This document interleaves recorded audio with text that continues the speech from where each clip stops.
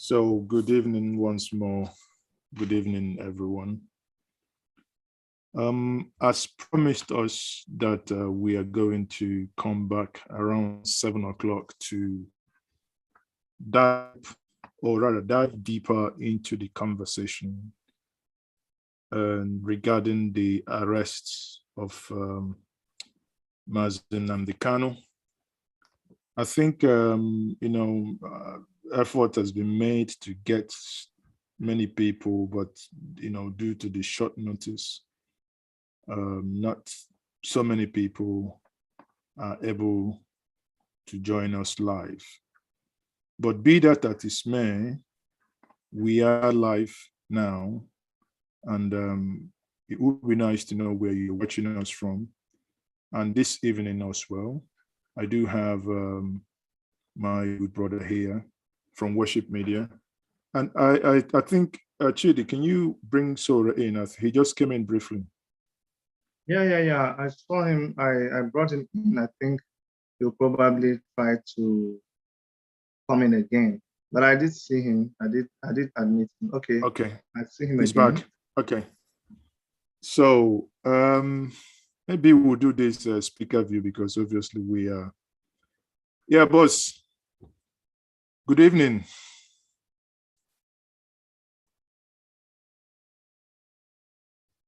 Oh, sorry.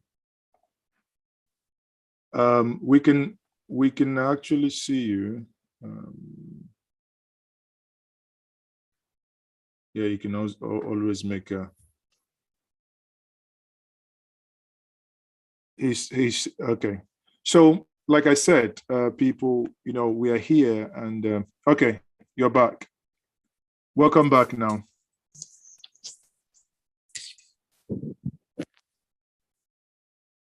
Yeah, so we can hear you.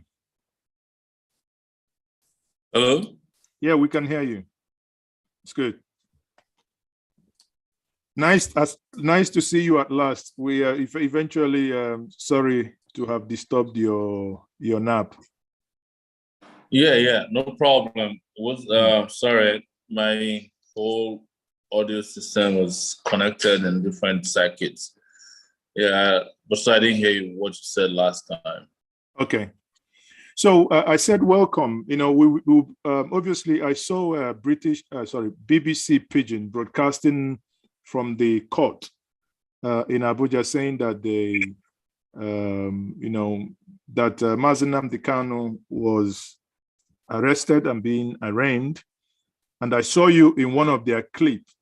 And I'm like, okay, since you are there and lucky to have you, so maybe you might be able to tell us, at least firsthand, this is no longer about hearsay. You were there Yes. as regards to what happened. Yes, I was there. I was in another matter, the Court of Appeal, regarding my own bail condition variation.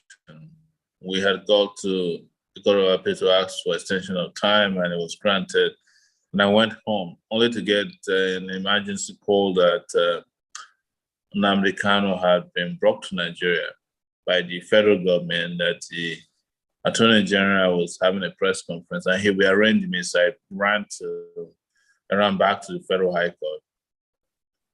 By the time I arrived, they had arraigned him and drew him out through the back door back to detention, having gotten the judge to grant a remand order. So, but luckily enough, my lawyer from Femi Falana Chambers, named Marshal Abubakar, was in court. He was probably one of the few or the only lawyer in court. He saw how they brought Kanu into court, his hands handcuffed behind his back and a hood placed over his head before Justice Binta Yanko. And he said he was worried for his safety because he was asking them to remove the hood because he couldn't breathe. So So he reported this to me, and by the time I got to court, they had moved him out. And I was very worried. And but I met the press, and I did address the press regarding how I feel about the situation and his condition. And I've been trying to reach anybody possible since I left court that they should pay attention to his health and his well-being, and that he should avoid eating their food until they let people bring food from outside, trusted people from outside, so that he doesn't get poisoned through feeding and water. I know the DSS people very well. Interesting thing was that the guy who accompanied him to court and who placed a food over his head was the same guy. His name is Marshall, probably his nickname, who abducted me in court in 2019. So, pretty dangerous guy. And people should be worried about that. Now, but by the time you got to the court, were you able to see him? Did you see him? Or by the time I arrived court, because there was a little bit of traffic, he had been smuggled out of court, but my lawyer was there. He briefed me appropriately about what he saw. He was in that courtroom. My lawyer was in that courtroom. Okay, so according to your lawyer said he had him say they should remove the hood that they put on him. He said he could barely breathe. He asked them, "Can you please remove this hood?" I think the reason they put the hood over his head was because they didn't want to see any reaction of defiance. They wanted, because they had already put some pictures out, which I'm sure they stipulated that make Kano look like he was sober. And they didn't want your audio, check your microphone. It looks like something is covering your microphone. It's good now. It's good now. Yeah, it's good now. I've had issues with this audio for a while. I spoke to you earlier to work on my audio. Who knows? Yeah. But what I have is that they did this deliberately so that he doesn't put out any image of defiance outside of what they already put out, those funny pictures that they put out. And those pictures, because obviously what the BBC reporter was saying, that he came in with a gray tracksuit, blackish tracksuit. But the picture they put out is a pinkish kaftan or senator, something like that. So it's quite. I don't know what I put out was some kind of like a top and bottom dress. Probably they took that on Sunday, but today our lawyer in court was not allowed to take a real picture of him. We're still trying to find out what pictures he had coming to court today. But what was clear was that he had a black hood over his face from when he was dropped at the entrance of the court till when he was done. And I think by the time they were done, they didn't take the same outlet that they came with. They went to the back. I know the back. That's how they smuggled me into the courtroom for trial. So, because like I said, I was in another courtroom for a different case, but at the Court of Appeal. But in your own case, how is your own case progressing? They've moved it to... it doesn't matter. There's nothing progressing. The judiciary in Nigeria or the judicial system has collapsed. They're just playing according to the scripts of the executive characters in the system. And I'm not afraid and I'm not ashamed to say this. I don't expect justice from, an unjust, cruel, inhuman system of government in Nigeria. Everybody plays along. And you could see from even what happened today, from the reporting that, there's this hollow, very disturbing but stupid excitement about, we caught Nnamdi Kanu. Like, if you kill Nnamdi Kanu, you can stop agitation for self-determination. But they don't care. They are all for the vainglorious excitement that comes with, sometimes very childish excitement. In another week now, you find a different dimension to this. And those who are following them are excited about this. They will be surprised, but they won't apologize to anybody. That's the reason I went to court, to be sure that Nnamdi doesn't get killed by these people before it's too late. And from, the last time we spoke, in the, you said you were in the DSS custody where you eventually met Dasuki. So yes, from what you heard, is he going to be taken to the DSS custody? I'm sure he's back in the place they call Yellow House. That's the DSS custody in Abuja, very close to the presidential villa. That's their national headquarters. I'm sure that's where he went back to.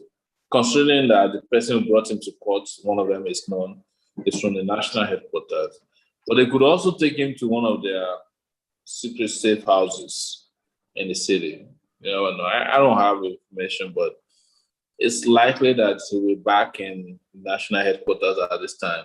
Either detained in an underground cell or a popular cell, a set of cells on top of the Director General's office, where I was detained for 5 months. So, but basically, those, from your experience, the DSS, not that one is better than the other, but at least there is a semblance of sanity within the DSS holding facility as opposed to Kuje prison. Is that correct? No, actually, if you are Kuje, you're probably in a better position than in DSS facility. Really? Yeah.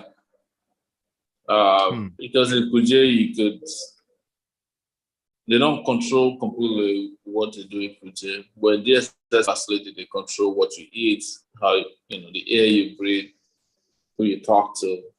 It's in Kuje, you could find fellow inmates who could help you out, smuggle information out, find out what situation you're in.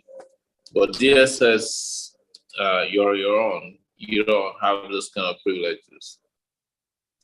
So meaning DSS is more like a solitary confinement. I'm sure they'll put them in solitary confinement at this point, where he has no access to the outside world. They'll probably have like 2 guards.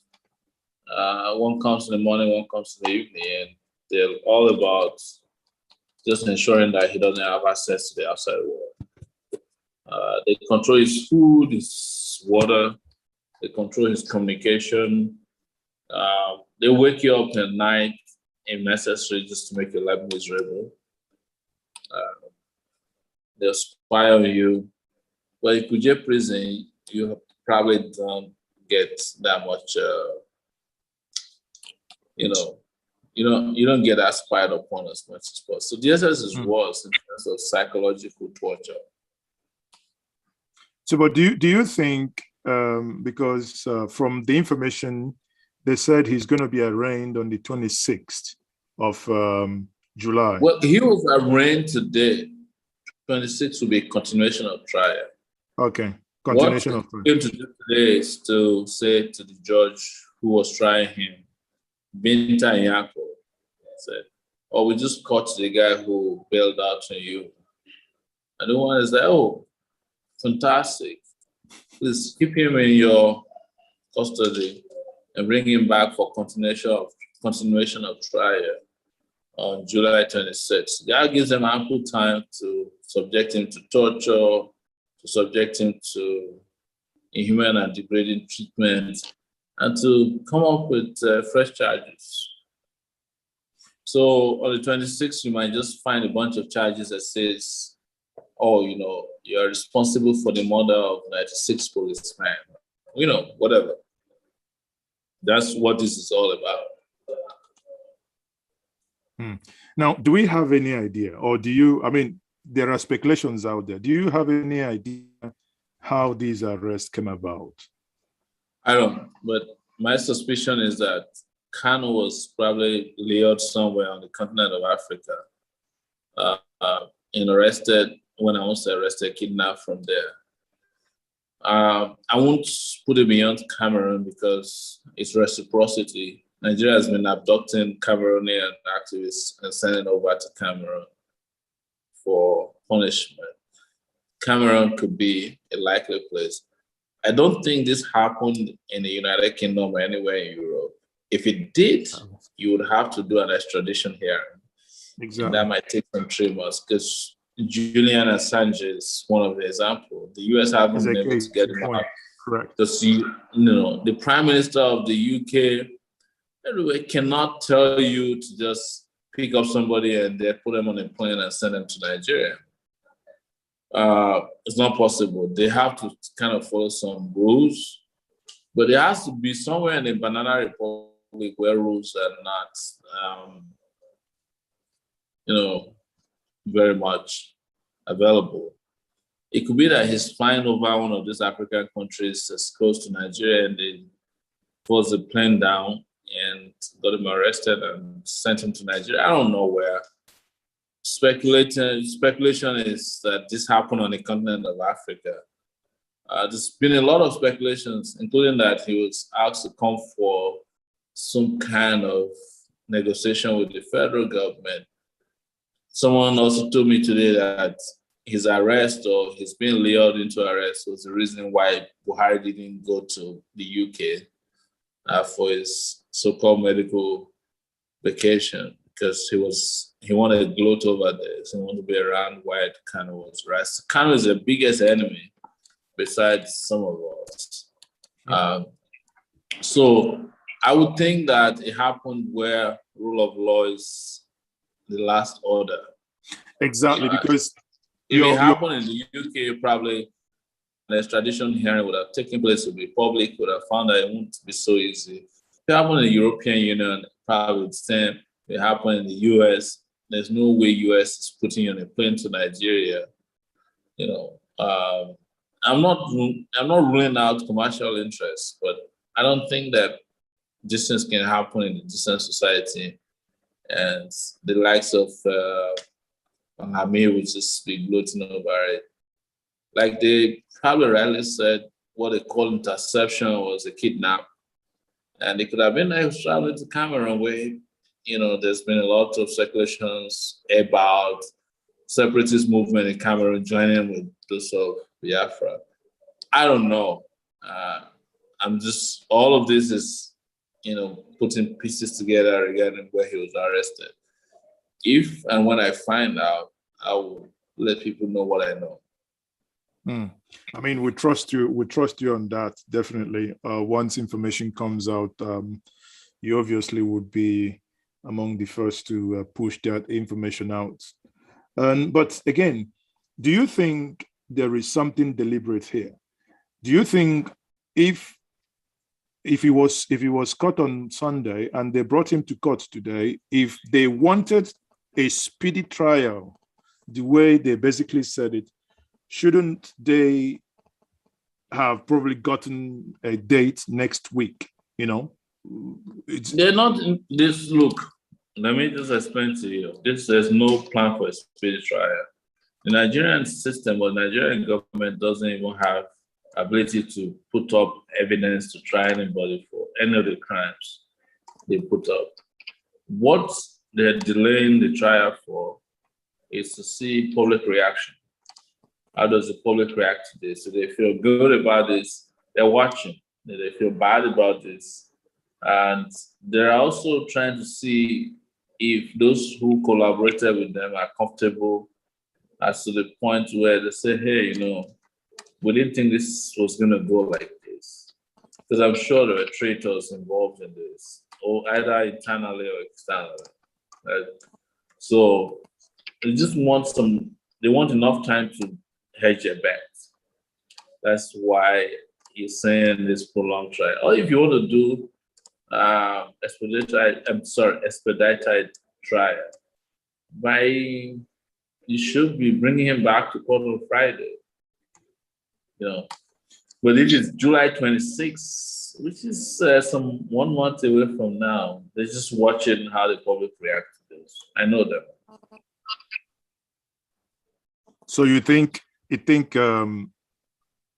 but you can virtually predict how the public will react. If you break the public into the geographical regions, you can predict 99% how each component. Don't overrate the geographical regional reaction too much. See, there are people in the Southeast who probably made this happen. They will try to justify it. So there are people in the Southwest who felt like, oh, Kano is too much of a champion, put him away. And then there's hysteria, there's euphoria. Wow, they got him, because even someone told me tonight that they didn't believe that Kano could be arrested, they thought he was invisible. So all of this will be loading on how the public reacts. And then there'll be a standard deviation, from what is expected and what is not expected. And what you get at the end is dependent on situational variables. But the most important situational variable in this matter is how his people react. If they see that the Southeast is boiling next week, it will change their attitude to how this is going. If things are calm, they will change it. In fact, if things are very calm, they could tell you that they've adjourned the hearing till another month. If it's hot, they could bring it forward and say, wow, somebody has come for bail and we're going to have a bail here. Anything can happen. They're just watching how this will play out. I can tell you that for real and for sure, because I know how these guys think. There's not a lot of sense in the federal government of Nigeria. It's a place where common sense is very scarce. Until, of course, you make them buy sense in the black market. Okay, I would hand over to Chidi. Chidi, I don't know if you have anything to, you probably have a clarification questions, now that we have Sowore here. No, I mean, it's interesting, and I'm happy that we have a Moyele show live here. It's not really for me, because this is my leader and someone that I am very close with, and in Revolution Now movement and in Take It Back movement. But for a lot of people who just have speculations about what is possible and what is not possible, sometimes it's important to hear it from the mouth of somebody who is experiencing exactly what they are subjecting Nnamdi Kanu to. Right from when they held the meeting in New York, and that's why I quarrel with people who are very shallow-minded. You should follow the trajectory for these two people. After they met in New York and they discussed how the federal government has been jittery. And from that place onwards, you've continued to see this thing develop more and more and more. So it's as if the federal government went ahead of everybody to begin to predict what will happen when they say, oh, these two people are trouble. Sowore came in, they got Sowore arrested immediately. Now they've arrested Nnamdi Kanu. But one thing that Sowore said here, that is the truth, and what I want people to also not take for granted, is that the federal government of Nigeria is not very sure. They don't have a concrete laid out plan for what they want to do with Nnamdi Kanu. I can assure you right now. They would have wanted to kill him. They want to kill people like him. They want to kill people like Sowore. If they can just snuff them out so that they stop giving them trouble, they would do it. But then they also understand the implication of taking that kind of decision. So they are going to watch what is going to happen. They will watch. And at the end of the day, it depends on us. It depends on us to try to lead the discussion. It's not about what you think Nnamdi Kanu did right, did wrong, but you see Omoyele Sowore, you see what he has gone through in the hands of these people. You see somebody like El Zazaki, now you see Mazi Nnamdi Kanu. It's just one thing that keeps looping, just one vicious circle. And they will do it to another person. I hope people will learn their lesson from this. You cannot stop somebody from self-determination. You cannot send the army to kill somebody that has not jumped bail, that is still within the country, just because you feel that maybe he did something that you don't like. So it is just a learning process, and I hope people are watching and they are learning. It is time that we Nigerians react appropriately. Don't sit down and watch the thing like a movie. That's my own. You cannot sit down and watch it like a movie. You have to take it one step at a time. The primary thing I see here, it's someone who you're trying to muzzle him down, trying to stifle him, trying to just deny him from his basic right. If you do it properly, give the person a day in court, fine. But if you're going to just play, because we don't trust them, we've seen them do it before, we've seen they're still doing it for Omoyele Sowore right now. So you can actually write a script about what you expect them to do. But it depends on us to say that, no, this is how things are supposed to be done, and go ahead and demand that it is done that way. That's what I have to say now. Thank you very much, Chidi. I don't know if, sorry, are you still there? I'm here, but there's no electricity. The lights just flamed out. But you can hear my voice loud and clear. Yes, we can hear you, definitely. Yeah, what Dr. Chidi said is true about how they operate. Since I went to court today, I received tons of threats from the government. We're going to kill you. Why would you? Yes. Why would you go and support Kanu and all that? But I'm used to that. This is how they operate. They want to overwhelm everybody such that nobody talks about Nnamdi Kanu's rights. They don't want you to talk about his day in court. They don't want anything that will upset the apple cart. They want this to be a celebration of their own mediocrity. They want everybody to be saying, wow, how did you do it? And Dr. Chidi will tell you, and this is the first time I'm revealing it, when I was released, I got a message from our people that I should leave Nigeria. I told them I'm not leaving, because if you're doing what we do, you are not safe anywhere in the world. People will sell you over oil. They will sell you over nepotism, over tribalism. They will sell you over jealousy. So just stay where you are. If you die, that's the end of pain. If you don't, that's the beginning of history. Even if you die, it is still history that you die for what you believed in. You guys know about the Catalan leaders in Spain.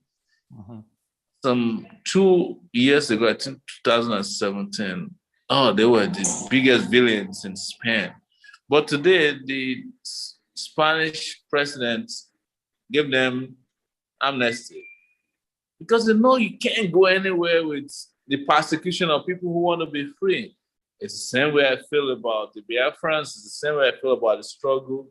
I have said it openly, and I won't deny it, and I'll repeat it. I don't think that breaking up Nigeria will solve Nigeria's problem. But I'm not here to oppose anybody or to demonize anybody who wants self-determination. Because Nigeria is such a burden. It depends on your level of tolerance and resilience. If you can tolerate Nigeria, you say, okay, maybe if we let it be, it will work. If you can't, you say, if you break it up, maybe it will work. I don't believe breaking up Nigeria will make Nigeria work. But it's not my job, it's not my duty. I'm not a school teacher to be schooling people to say, if Nigeria doesn't break up, then it's going to work for you. No, that would be wrong. It's just my personal opinion and belief that if we can get rid of these guys in a revolutionary ways, if Nigeria is a united entity, it would work for the majority of its people. But there are people who disagree with that concept and theory. We got to respect that. There's no reason to abduct somebody who feels that Nigeria won't work and then bring them in handcuffs and put a hood over their head and snuff life out of them because they don't believe that this unjust, unfair, inhuman, and wicked system would work for them. No way. That's where I draw the boundary. And that's the reason why I rushed to court today in search of Nnamdi Kanu. Wherever he's detained tonight, I know how he feels. They want him to feel like he has no support. They will even be sending people to tell him that, oh, people have abandoned, they're mocking you. They'll send you newspapers mocking him. They'll get cartoonists to mock him and send him a copy of it so that he'll feel lonely and isolated. It's all part of the psychological strategy of defeating an enemy of his caliber. If he's hearing me, don't worry. Be happy. Because, we're getting there. These people can never win, and they can't get away with their crimes against humanity. They're doing it to me, and now they're doing it to you, and they will do it to even those who are celebrating today.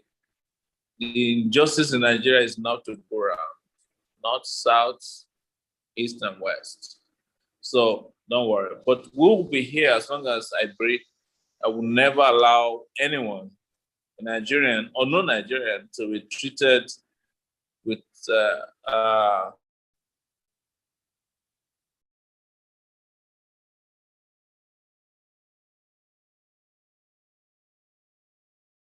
I think the internet froze there. The internet is frozen. I was about picking up a question, to ask him if we are going to see a political solution to the whole thing. Obviously, he mentioned about the Catalonians. So I was about asking if there's going to be a political, but we don't know. We don't know if I can tell you that Sowore doesn't believe in the political system in Nigeria. Sowore believes that there is selection and not election in Nigeria. I haven't participated, so he doesn't believe that the INEC as constituted today is able to organize a credible election. That's why he doesn't have hope in the electoral process until a surgical and succinct operation is done to the system right now. That's why he keeps calling for a revolution. You have to just deal with the system and the people there before you can move forward. But let's hear him talk. Yes, he's back now. Well, I'm having internet connection issues, and that's where I wanted to wrap up. Are you sure you're not being sabotaged? Are you using VPN? It doesn't matter. It doesn't matter. My words will speak for me. My position will speak for me, and as I've always said, nothing can stop an idea whose time has come. Correct. But this is one huge distraction. I hope people who are of like minds, who are conscious enough to understand that this is a time not to lose focus. It's not a time to lose focus at all. Keep your eyes on the ball. These guys can be defeated. Buhari, his cabal, his cabinet, all the pretenders and, people who have sold out,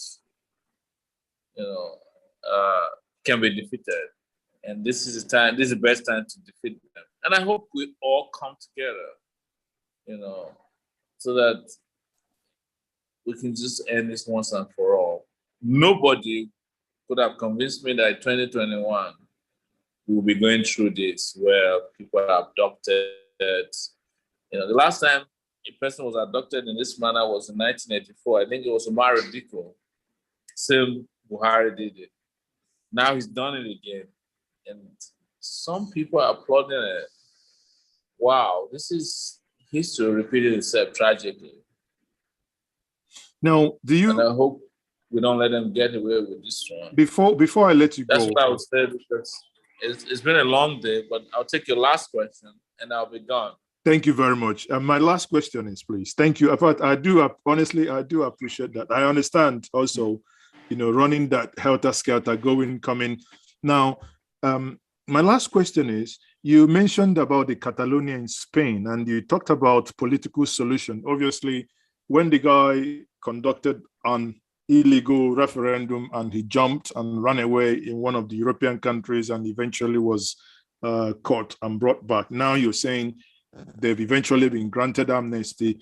Do you see similar thing playing out in Nigeria, or do you think we are not developed to that such level of engagement? The Buhari regime doesn't have the kind of sixth sense to understand how to bring about peace. Say he's a former military general. They believe that they're conquerors, and there's a feudalistic dimension to it. There's a religious dimension to it. There is a nepotistic dimension to it. There's also a xenophobic dimension to it. They can't come to the realization that, maybe it is a time to start talking about the future in a respectable, peaceful, and honorable manner. I don't see anybody in the regime who thinks of it that way. All I see is what they did today. Gloating and gloating. Oh, we got Kano. And I saw a piece of disturbing news today that says, Ohanaeze Igbo Global says that, now we have averted a war. I cannot speak to that because I don't know if that group is genuine. I see the regime has perfected all kinds of strategies to set up phony groups. They do that even on Facebook, where we all tackle them these days because they're no longer on Twitter, where they set up phoniness. You see somebody who says, I am Chukwuemeka Buhari Bukola,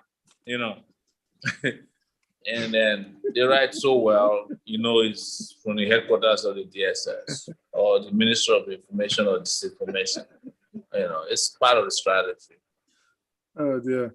I think when I saw a friend forwarded me the press release, and I have gone back to the Secretary General of the Ohanaeze to say, can you confirm this press release? I mean, I haven't, something like that. Honestly, like you rightly said, there is a lot to be taken with a pinch of salt, and some would even say with a bag of salt. Let me tell you, go to Facebook.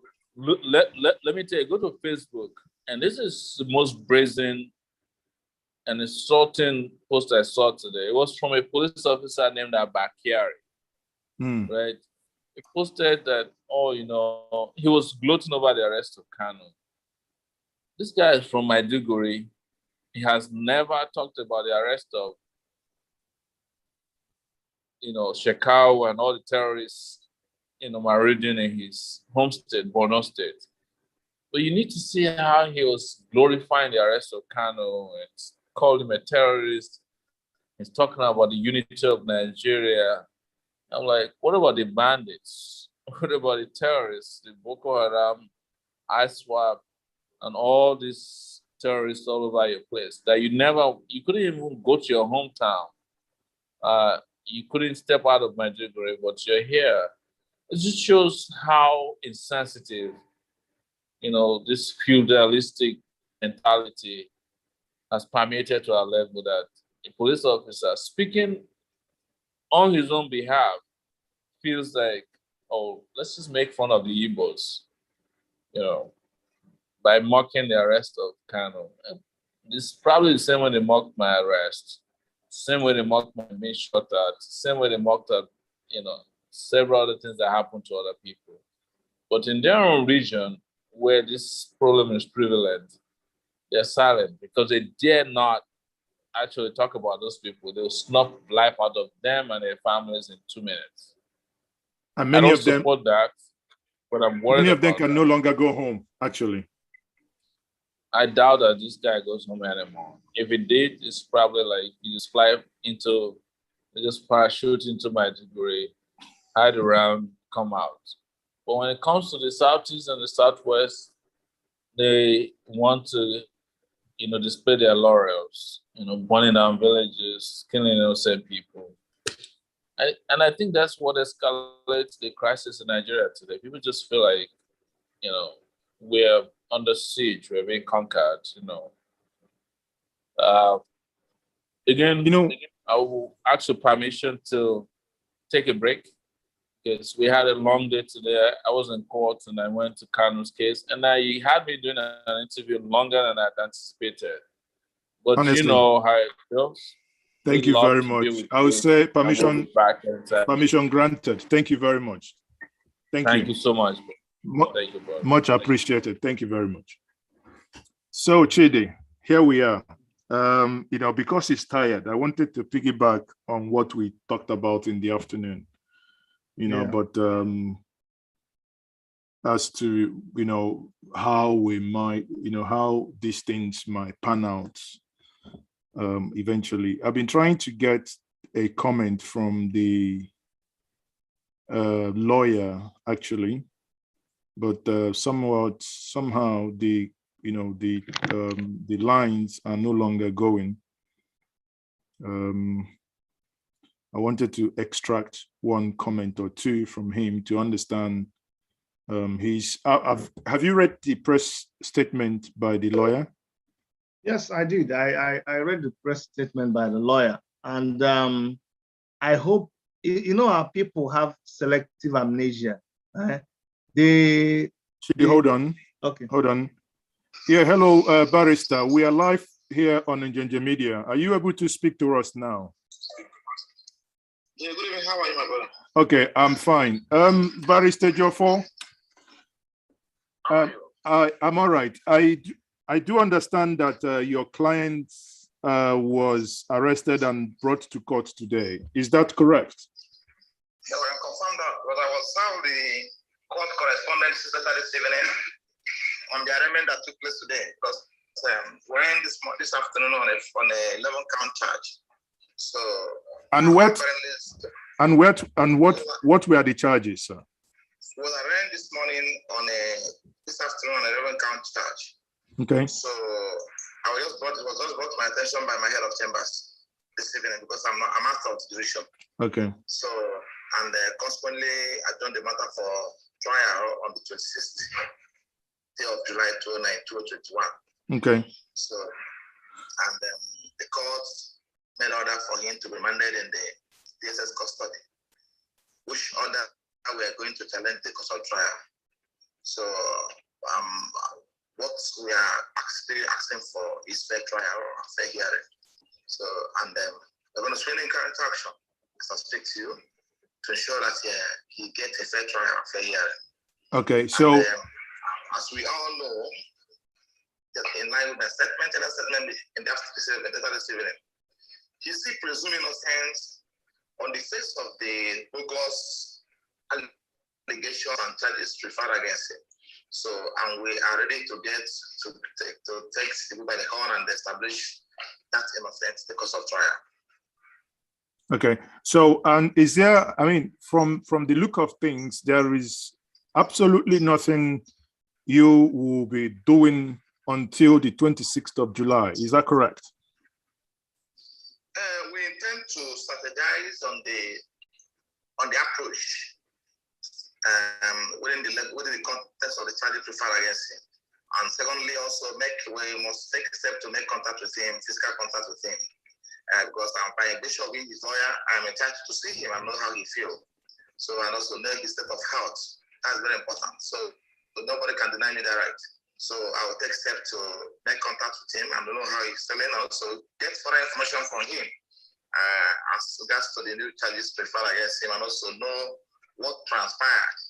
So that will be done within the period before the trial itself, before the trial commences on 26th of July. So you know, obviously by next week is going to be a new month, which starts this weekend. Sure. So are you envisaging having a meeting with him within the next week or thereabout? You know, there's a bureaucratic process laid down for such conferencing, so we have to explore it. I can't just be able to be specific as to the date or time of meeting with him, but I know I will see him in earnest. So, and confirm from him how he feels and his response to the information filed against him. So, and also because of other matters of interest as regards to the charge.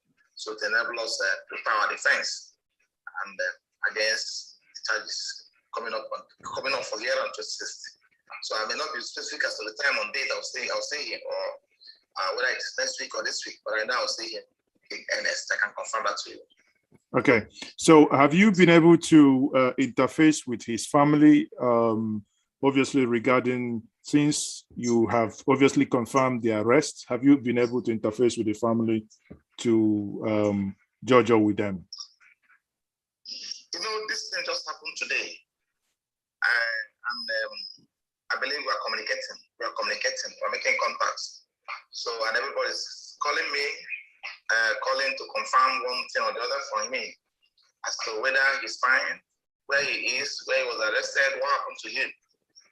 So, and I believe I've been trying to address a number of concerns arising from the arrest and the charge and the arraignment in court today without reference to, without our knowledge, because ordinarily we should have been informed that he's being taken to court today, So, but for reasons I can't just explain, we're not informed. But I was particularly concerned with the fact that they didn't go to court only to inform the court he was arrested, but they went to court also to arraign him on the fresh charges. So, which I believe is in gross violation of his constitutional rights. Before you can talk about arraignment of a person accused of committing an offense, the person is entitled to inform his lawyer that he's been arraigned in court. So that's where they get it wrong. They got it wrong. So I'm supposed to be informed that he's been arraigned today on fresh charges, because before now he has only 3 charges pending in court against him.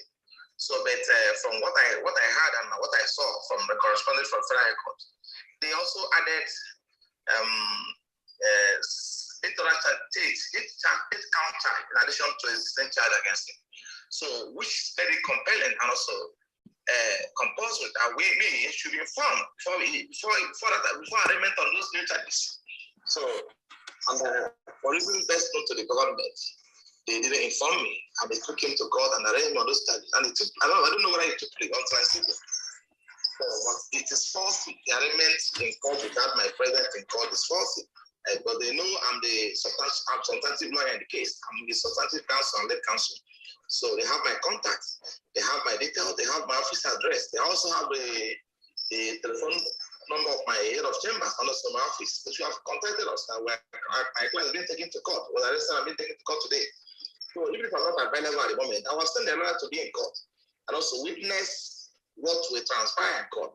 So I am beginning to entertain the fear that they have a fair trial. But let's see how it goes. But I will not give a space for a trial and secret. If I pick up this from you, you said you were not informed that your client was being taken to court today.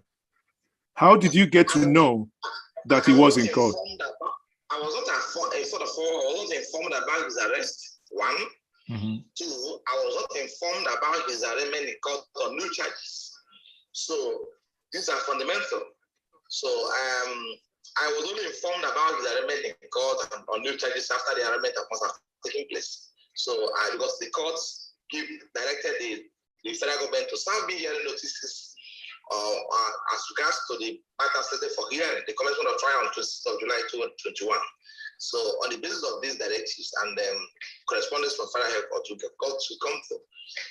came to know about what's happening in court. So, and I believe it's his fundamental rights as provided by the Constitution for him to inform me as to why is being taken to court on today. Because they have my number, they have my addresses, they have my office address, they have notified me. And from every indication, my land was brought into this country on Sunday. And so they're not under any confusion as to whether they will take him to court today.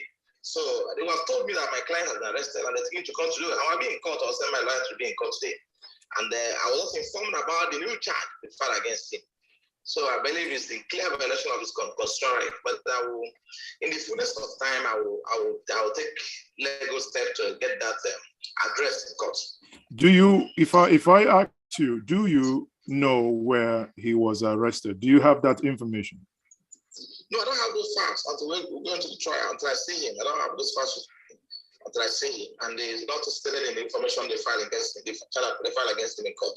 So until I see him, I will get other information from him. And also regarding what transpired between them and where he was arrested and how he was treated, how he's been treated, where he's been detained, and how he was maltreated or handled. So, and also know if there is any ill treatment method to him. So I'll confirm that when I see him. Okay, so we have over 5,000 people watching us live on our various social media handles. Before I let you go, is there anything, maybe a reaffirmation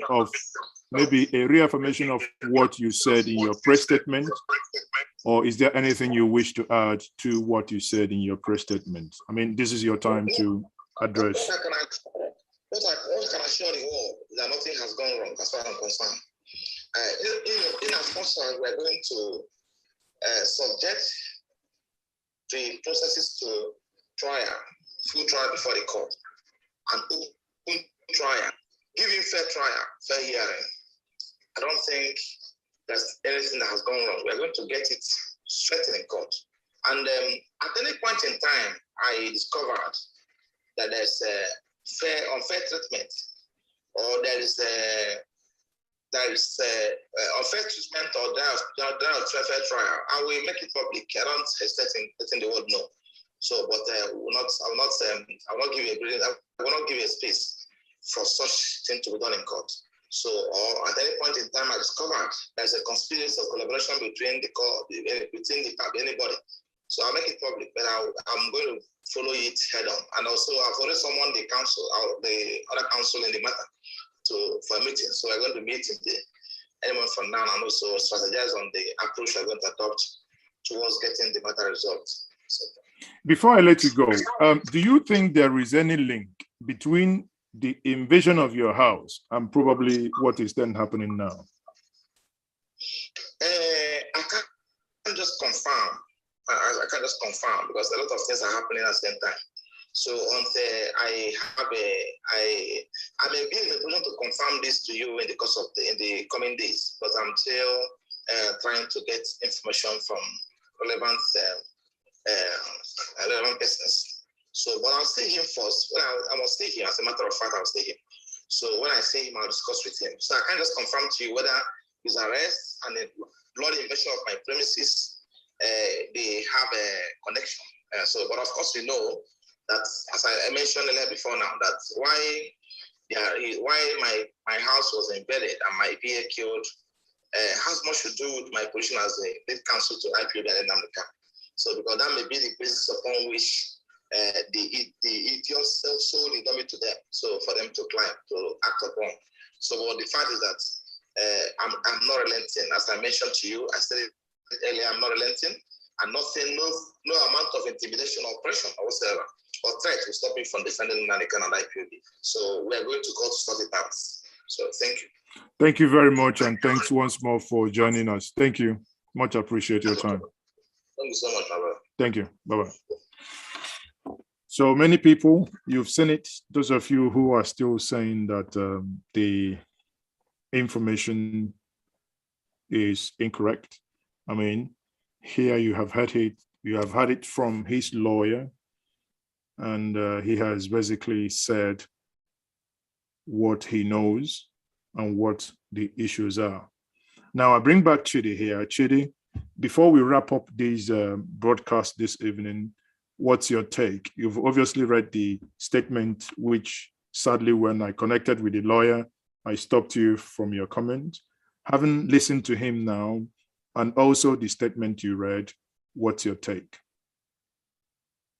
Well, you wished, like I always ask myself, what, how did we get this kind of deal? You sometimes want to question God, and how did it allow this thing to happen to us? Here you are, you have a lawyer, someone who went to school and studied law and is doing his work the way it is done in developed countries. Honestly, my heart was ripped apart when I was hearing him speak. This is somebody they just killed his PA. This is somebody that narrowly escaped death. This is somebody that they burnt his house twice, killed people in his house before, and came back and killed his PA. But look at how he is composed. Look at how he is not shouting. There are so many people who are not even close to Nnamdi who will tear you apart on the internet. But this is his lawyer. This is the person, his right-hand man. And he is still composed. He is still he cannot say a lot of things because this case is in court. And he is respecting the same court, the same government that is treating him like an animal. This is the kind of people this is how we're brought up. This is the people that would have made a fantastic nation. But these people just keep twisting things around. So I really doff my heart for him, and his ability to compose himself, his ability not to allow these people to write another narrative. This one, they have pushed him. They have pushed him to the wall. They have put him under pressure, but he has kept his composure. He has kept himself sane. He has continued to be very professional. And that's one thing I just like about him. Every other thing he has said, he just kind of reconfirmed the statement that he has put out there. And I think he's not going to give them any room because that's what they want to do. They are looking for loophole. They want him to do something. They want him to say something. Like I told you, these people, they're not very smart. They don't have a plan. They're just watching. If something happens now, say, oh, his lawyer came and did this. So, oh, his lawyer ran away. Where's his lawyer now? Didn't you see when they went to kill Nnamdi Kanu? They came to court the next day and said, Nnamdi Kanu, where are you? Come and show yourself. But they forgot to say we went to kill him. So I really commend his ability to conduct himself professionally in the face of extreme aggression, in the face of extreme provocation. So I am committed to following his lead and seeing how this whole thing pans out. Thank you very much, Chidi there. I think, I just want to take some of your comments, and the only comments I can probably take are the ones that come with super chats, because there are over across the social media platforms. On Facebook alone, we have over, on YouTube alone, it's over 3,500 watching. On Facebook, it's over.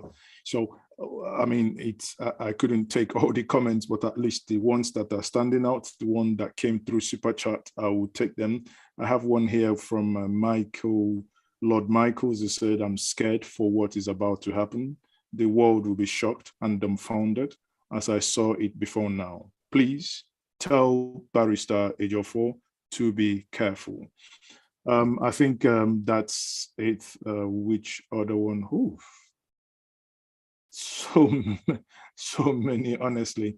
People, let's keep that coming. The stream here is basically to get to know what is actually happening. There is a lot happening that we do not have answers to. What we do on this platform is to make sense out of the senselessness. A lot is happening, fake news flying over, all over. We do not know. Hence, what I do here most times is to bring people who I consider that have the information to tell us what is happening. Before some of you joined, we had from Sowore, whom I saw him, like I said to him, with the BBC, when BBC Pidgin English was there live. I saw him in one of those clips. And hence, thanks Chidi once more to quickly reaching out to him and him also agreeing to be part of this broadcast. And in his words, that his lawyer, the lawyer represents, because he has already left the courtroom before they brought him in. So he said his lawyer told him, so his lawyer who was still in the court, that when they came in, he was hooded. And apparently, according to Sowore again, that he told, or rather, Nnamdi told them to remove the hood so that he can breathe, that he couldn't breathe. And Sowore was saying, if he can see him, he will tell him not to eat their food for his own benefit. Again, doesn't that speak volume that we will get to a point where food or others who had similar experiences will be saying, do not do this for your life. Do not do this, because we believe if you do X, Y, Z, X might happen to you. Again, like the lawyer concluded, which I liked so much. At this moment in time, he said that everyone is presumed innocent until proven guilty. What everyone should be and is now demanding, very simple, to be given fair hearing. That's it. So again, some people here, I can already see, are arguing that there is no fair hearing in the Nigerian court. But at least, no matter what, we do not have any other court. So like it or we don't like it, that is what is going to happen.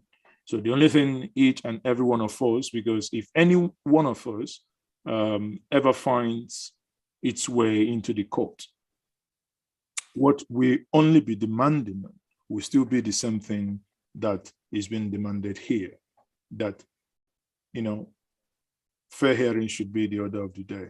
I can even add that apart from fair hearing, that one should also be looking at open trial, where media should be allowed to come in, because some of these charges being thrown around here and there, honestly, I believe that Nigerians should be informed as well. If there are things that happened that we didn't know, I mean, we won't all die if we know the truth, if we know actually what's happened, if we know some of these things that happened in the secret, that the world is informed. And I believe, as I keep saying, I'm a man who believes so much in facts, not in propaganda and misinformation.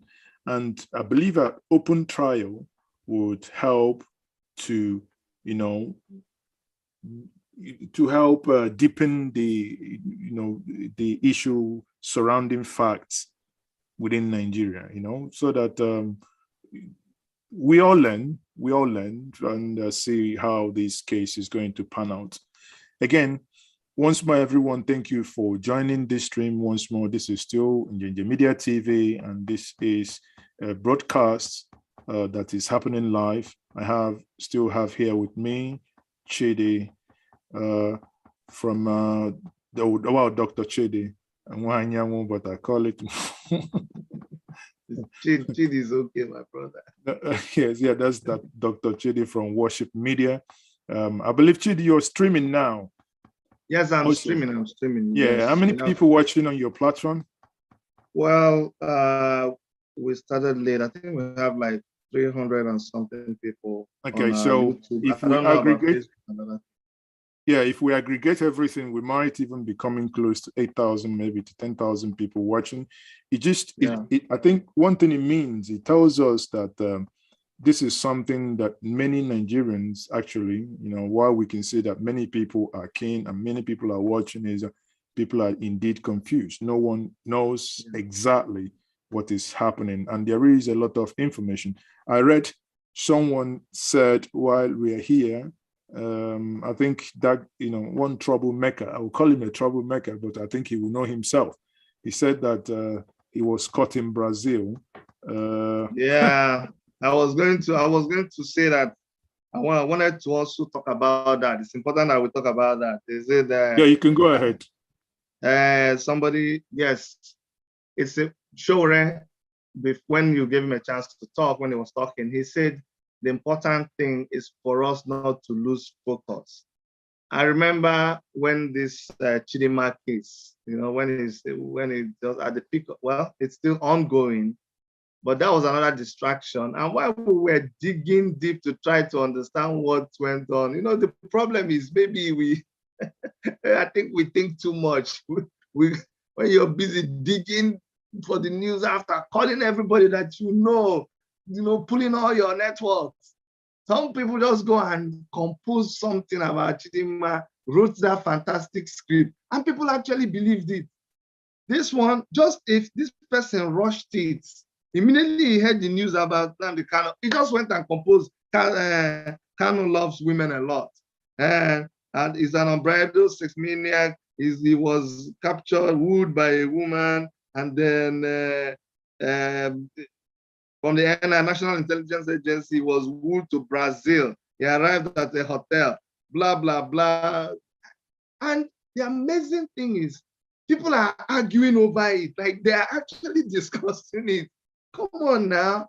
If this kind of story can even get you to a point where you are actually beginning to consider whether it's true or not, then you have a very big issue.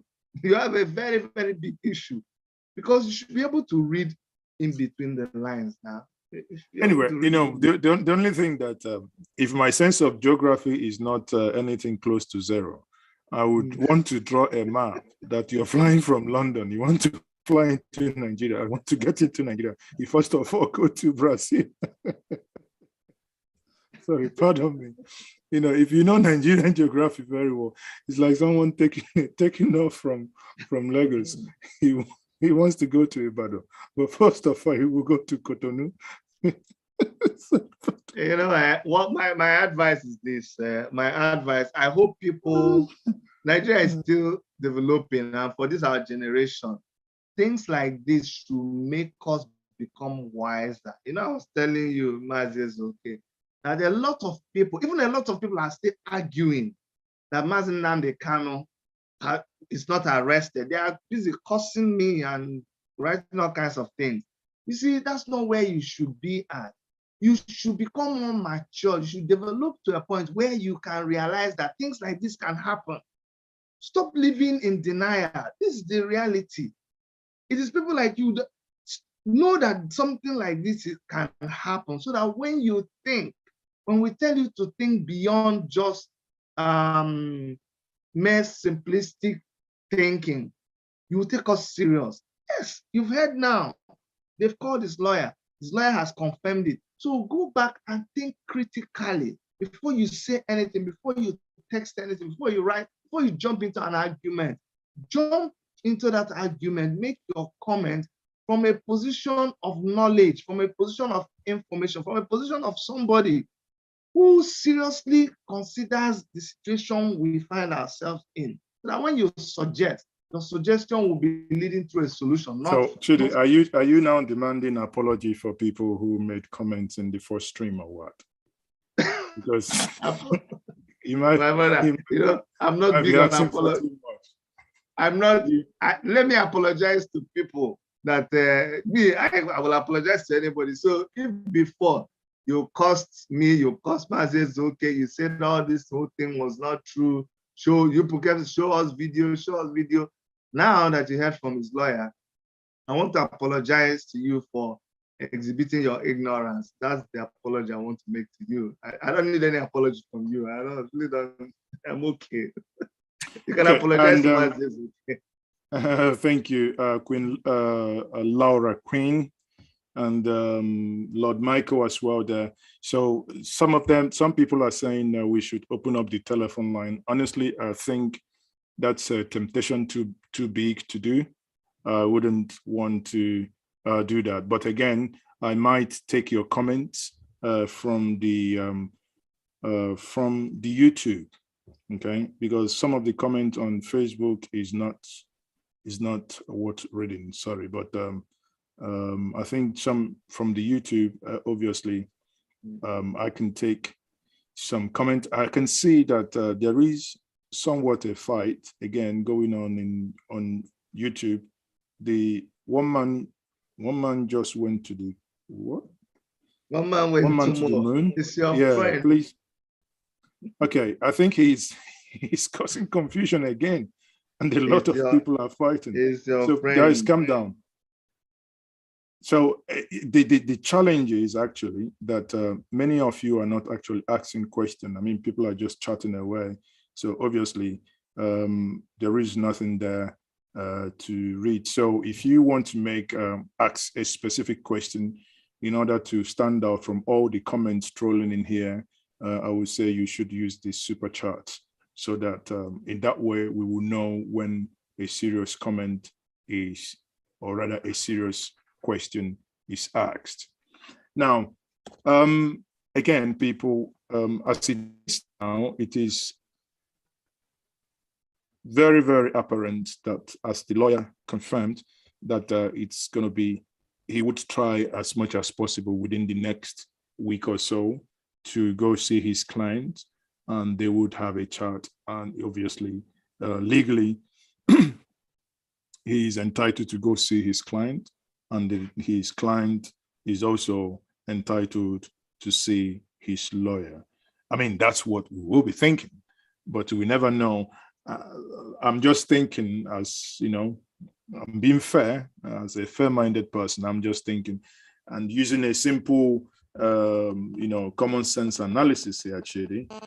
If a man, as Abaribe once said, a man who is not able to give you the keys to the boys' quarters, would he allow you to occupy the duplex?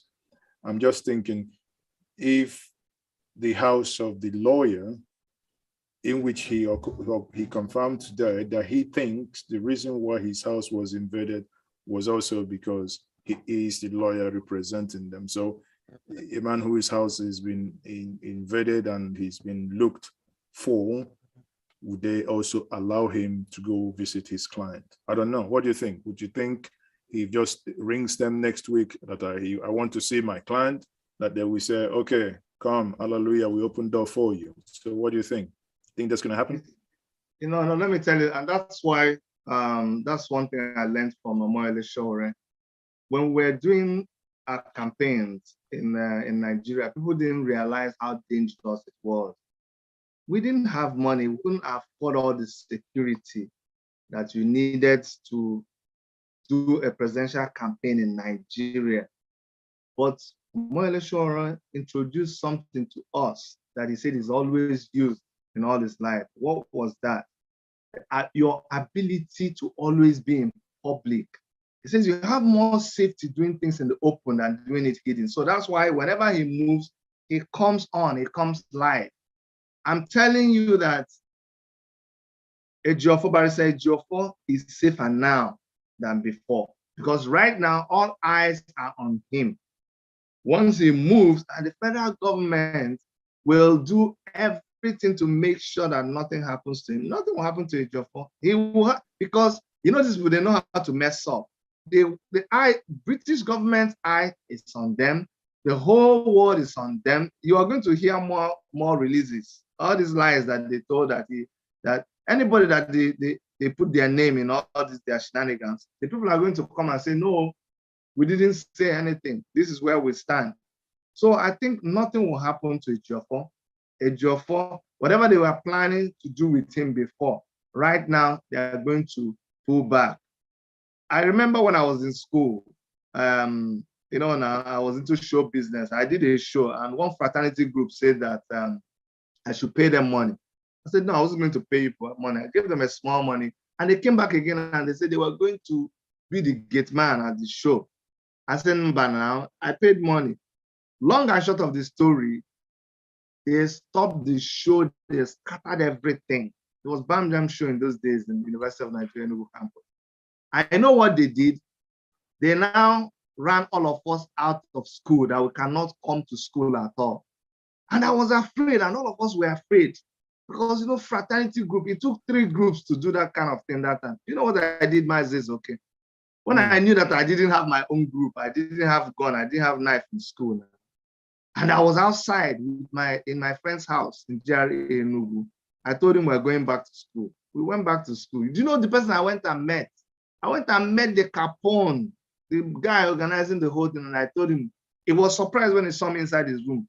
I said, oh boy, listen, you see this death, you they fear death just like I fear death. I'm not saying that you cannot do anything to me, but let me inform you that my parents, my whole family, the police, everybody knows about you. I've given them your number, they know your room. So if anything happens to me now, the next person is you. I'm not saying you cannot harm me, but you have to be ready that whatever happens to me, so if I'm going to die, you're going to be the next person. After I told him that, I said, I will be in school. I'll be going about my business. I will not run away from you. You know what he did? He organized a quick meeting, emergency meeting. I know what he said. He said, everybody should leave MC Hardnot for him, that he will personally take care of me, because now he was afraid that if anything happened to me, the school authorities, the police, the army will say that he is the one that caused it. So in the case of Ejiofor, I can tell you that nothing will happen to him. They will not let anything happen to him at all. Nnamdi Kanu is already too big an issue for them. And they will be very stupid to let anything happen to Nnamdi Kanu. But of course, there are some overzealous people who want to do something to impress their oga. So that's my thing. I hope you're not talking to me because your mic is off.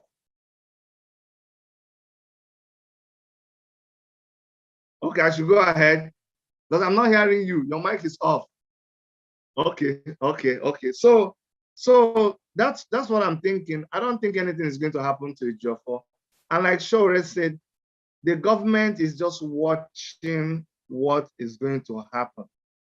And the challenge I have for the people whom Nnamdi Kanu has taken his time, has sacrificed so much, sacrificed mother, father, everything you can imagine.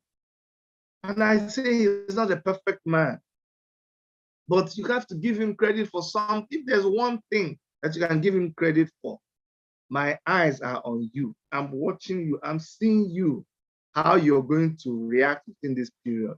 Whether you're going to be jumping up. That I remember when Sowore was arrested, a lot of people were saying, Sowore, you're one Nigeria, Sowore, you're one Nigeria. Nnamdi Kanu came and tweeted, said that it is foolishness, it is stupidity for you to be gloating over injustice meted on somebody by this Njenje government. Everybody was shocked. So just like in the same way now, you see Nnamdi Kanu being maltreated by this government, and you see Omoyele Sowore coming out to speak up.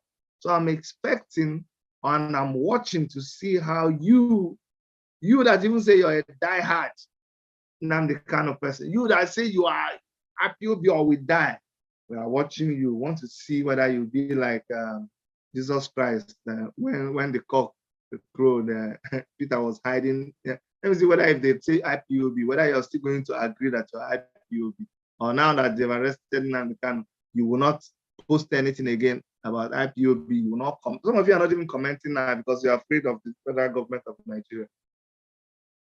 Actually, well, I don't know what to say.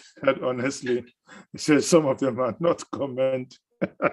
Oh yes, it started from some time ago. People are not commenting anymore. They don't comment about anything in Nigeria because they succeeded. Remember, they succeeded in sending out.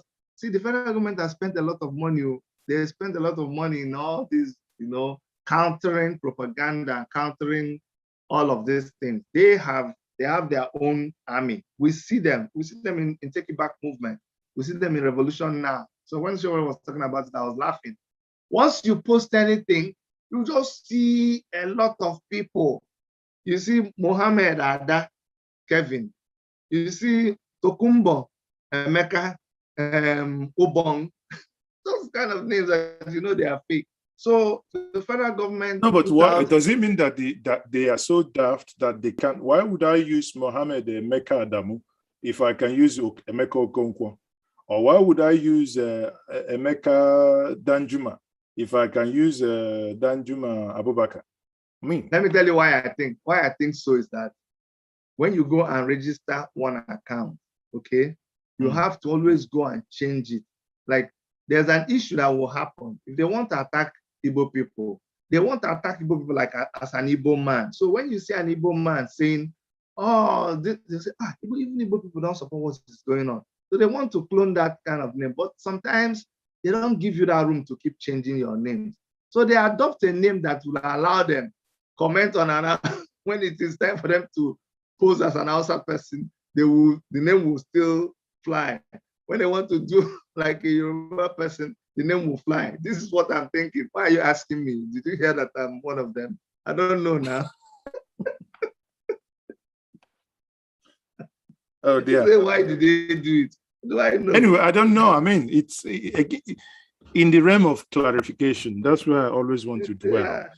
Well, I want always things to be so clear so that I will not be, accused of misquoting someone or misconstruing an information that someone wants to pass across.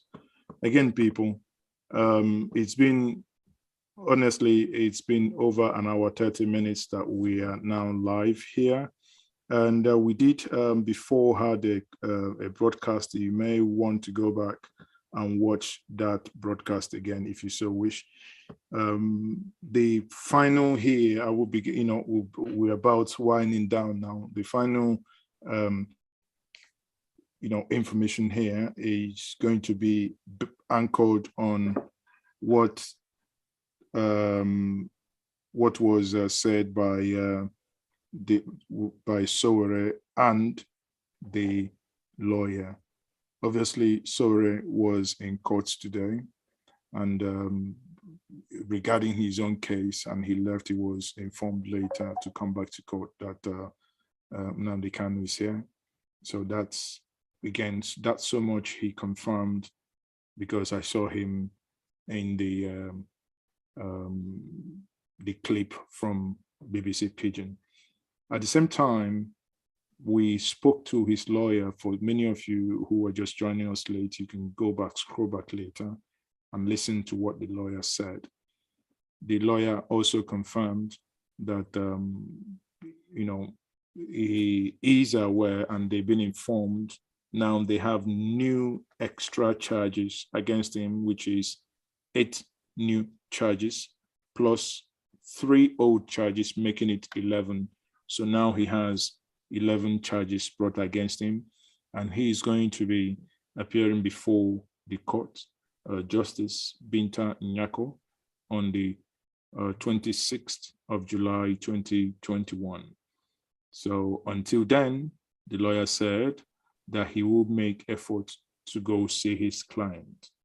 I mean, we are staying within the realm of reality and facts. These are no fictions, neither are they propaganda or misconstrued information. If you're looking for an information tailored for your emotion, sadly, I have to disappoint you because you're not going to get it here.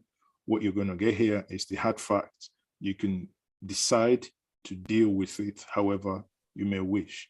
People, once more, I will say thank you very much for joining us this evening. Chidi as well. I say thank you for being part of this broadcast. Thank you so much for having me. Thank you. Thank you. And everyone joining on Facebook, YouTube, Periscope, please join me tomorrow, 7 o'clock, as I would, be online again. If I have more information, I believe I will. Again, I tried some lawyers today, some SANs, to see if they can come up and give us legal perspective as to what is happening. Because of the, that was done within a 2-hour window, and obviously, 7 o'clock, I think as the point, the first person I reached said, you can see they are playing football. So my mind is not even, I can't even listen to what you're saying. They said that Germany was playing, I think, England. I said, see, that's why I support Rangers International, because they don't play so often. So, my team is not there.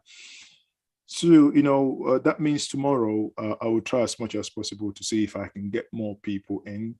We'll keep getting clarity as to what is happening. Everyone, let's keep a date tomorrow. Thank you once more for joining me.